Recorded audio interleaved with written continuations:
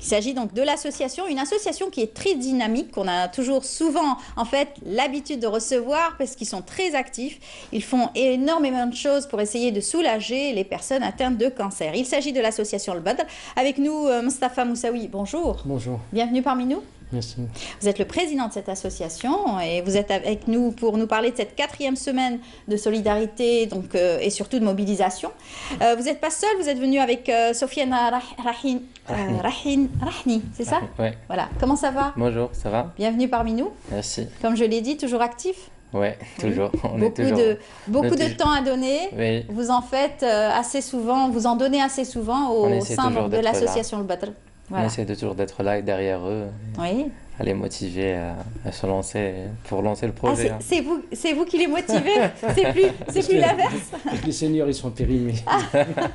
Mais en tout cas, c'est vrai que c'est une force très active, ces jeunes qu'on a pu voir à l'œuvre travailler et surtout médiatiser votre cause. Hein. Absolument, c'est une dynamique. C'est une dynamique qui a été créée et qui, Inch'Allah, ça va se perpétuer pour améliorer la prise en charge des malades atteints de cancer en Algérie. Voilà. Alors, on peut dire que déjà, il y a donc eu le mois rose, il y a eu le mois bleu, et ça continue encore une fois, encore médiatiser ce mal qui ronge, c'est vrai, une grande partie de la population, malheureusement. Malheureusement, c'est pratiquement une épidémie.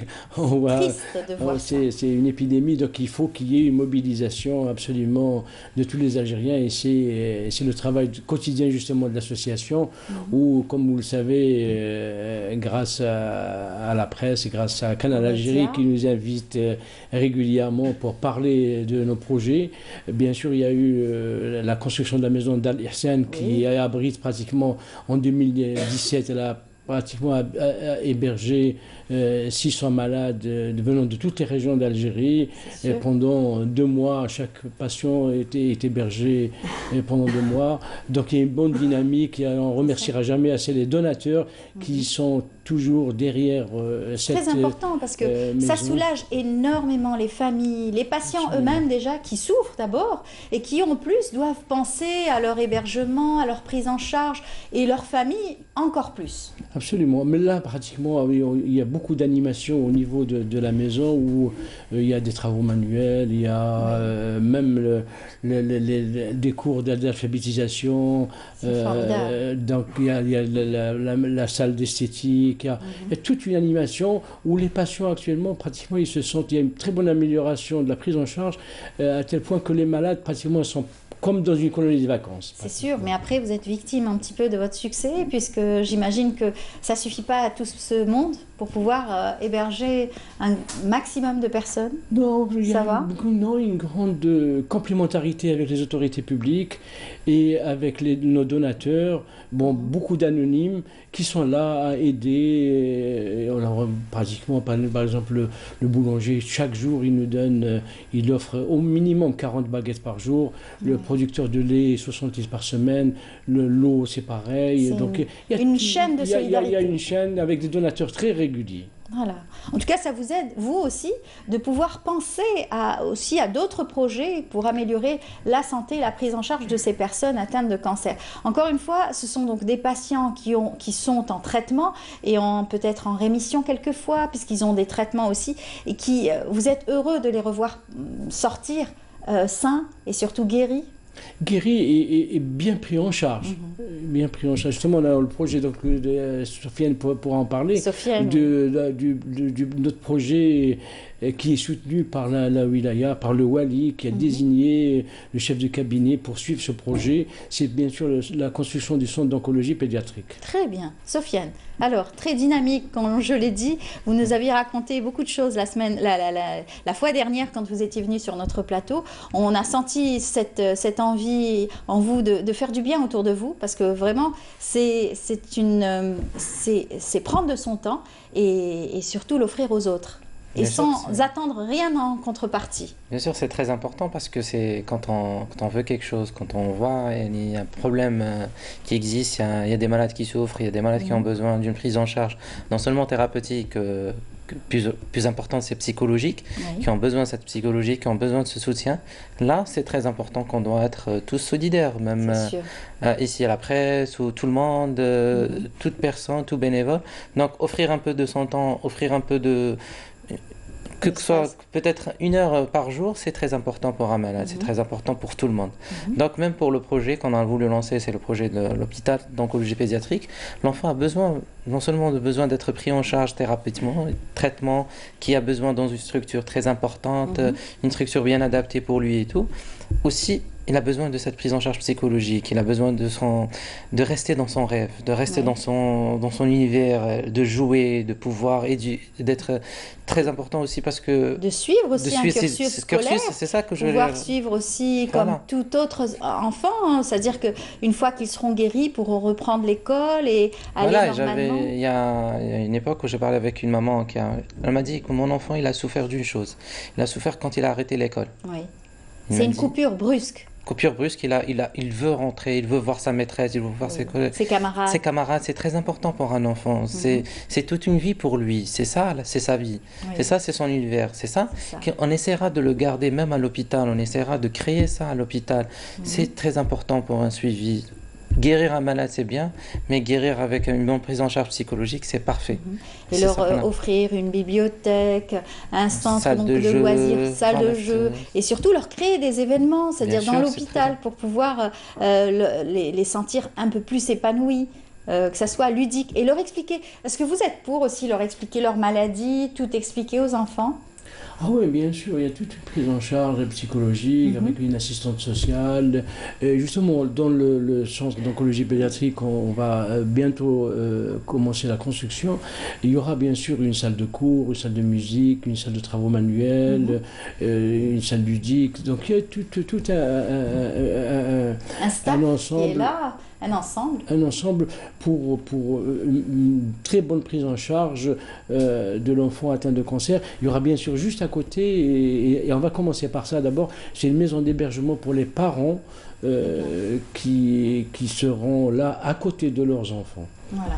Et parce que quelquefois ce sont donc des parents qui viennent de très loin et qui sont obligés aussi de couper aussi le lien avec leur autre famille qui est restée dans leur village ou leur ville bien sûr natale. Alors là vous prenez en charge ces enfants, vous allez donc mettre en place ce projet, c'est bientôt, ça se passe comment? C'est très les bientôt, démarches ont été faites? C'est les démarches qui ont commencé et on est à petit à petit. D'accord. Et voilà, c'est très important parce que il va bien, comme il a expliqué le président de l'association, la construction va commencer très bientôt. C'est très important. C'est pour ça qu'on a besoin des dons des gens, c'est pour ça qu'on est là, c'est pour ça qu'on veut mobiliser tout le monde sur cette cause, parce que c'est pas la cause d'une personne, c'est la cause de l'enfant. C'est cet enfant algérien qui a besoin d'être bien pris en charge. Ça se peut votre enfant, ça se peut mon enfant, ça se peut... Bien sûr, ce sont donc les enfants c'est nos enfants, de tous les Algériens qui ont besoin.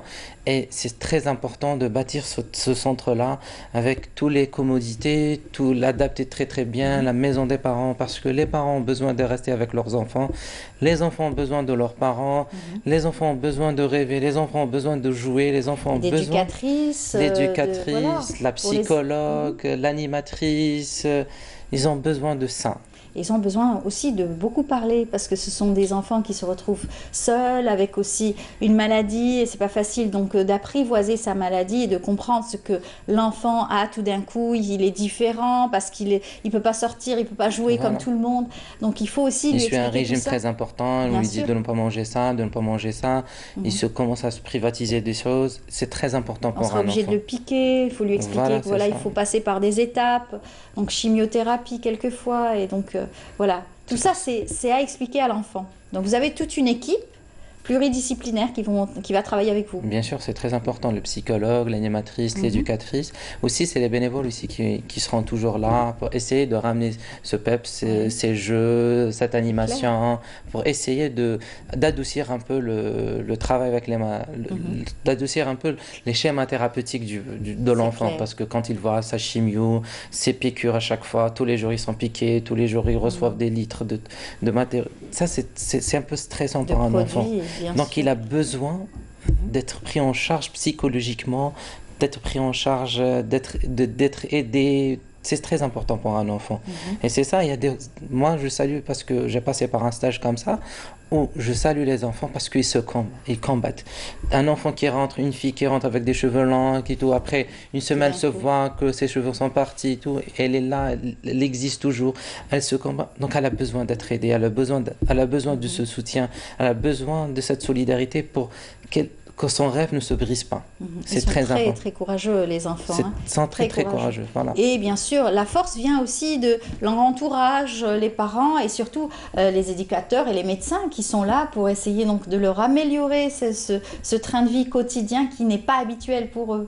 Absolument. Et leur entourage et la société civile doit s'investir dans tout ça. C'est pour ça qu'on lance un appel à tous les Algériens, toutes les Algériennes, pour participer à cet élan de solidarité, à la construction de ce centre d'oncologie pédiatrique. Justement, dans la semaine qu'on va démarrer le samedi 21, il y aura là, justement une course contre le cancer de l'enfant. Voilà. Donc il y aura beaucoup, bien sûr, la direction de la jeunesse et des sports, les affaires religieuses de la wilaya de Blida, l'éducation, tout ça, le bien-être, la wilaya, tout ça, ils sont impliqués justement dans. D'accord. Et ça va débuter où et qui va prendre part à cette course? Bon, tout le monde peut participer à cette course parce qu'il y a une course de solidarité. Bien sûr, on a une page Facebook où les gens peuvent s'inscrire ou peuvent venir le jour même. Donc cette course, c'est beaucoup plus qu'on a l'habitude de faire à Blida. Donc c'est le samedi à 9h à partir du stade d'Aidi. Et là, il y aura un démarrage, un circuit, un parcours de 2,5 km. Mais c'est ouvert à tout le monde. C'est beaucoup plus un élan de solidarité et pour montrer qu'on est là contre le cancer de l'enfant. Très bien. Et bien entendu, la solidarité est toujours en place. Vous êtes combien de plus en plus renforcés On reçoit assez de demandes pour adhérer à notre association. Il y a toujours les jeunes qui sont là, qui courent derrière l'association et qui sont derrière les seniors pour les motiver. Parce que c'est l'expérience. Hein.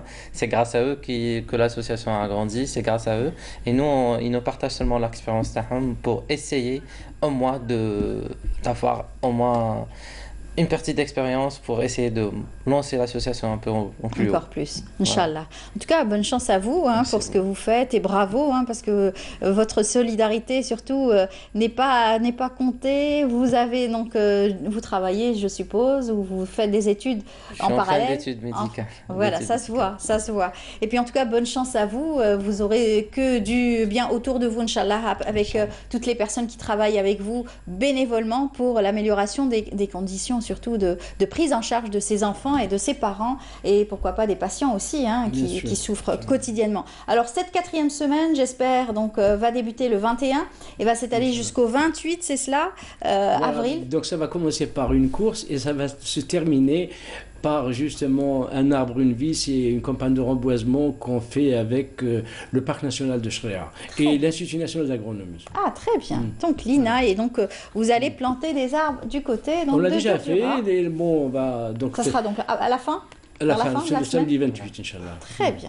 On y sera, Inch'Allah, pour voir un petit peu comment ça se passe. Il y a toujours la vie. Donc, il n'y a pas le cancer, c'est pas vraiment la mort, c'est justement la vie par la course et par les arbres. Voilà, on s'en sort.